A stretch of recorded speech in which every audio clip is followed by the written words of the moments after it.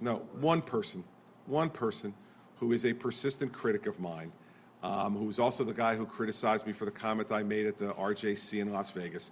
I read Heather's story, one person, and then grumbling from other people. You know what? If people sitting in that audience weren't smart enough to figure out that when I was saying things like we need to treat our friends better and treat our enemies more directly, when I talked about the criticism of policy towards Syria and Iran, if they didn't interpret that as a support of Israel, then they weren't smart enough to be in the room. And I don't go to these things to pander, Matt.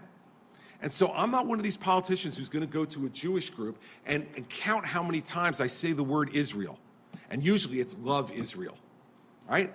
I'm not going to go to Muslim groups and do the same thing. I'm not going to go to labor groups and do that. I'm not going to go to taxpayer groups and do that. I'm going to go there and say what I think.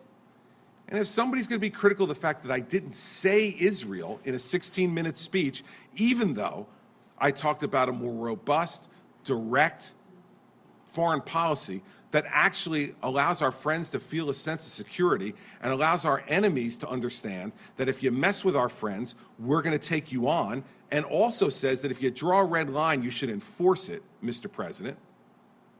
If they don't get that that's good for Israel, then, as I said before, they weren't smart enough to be in the room.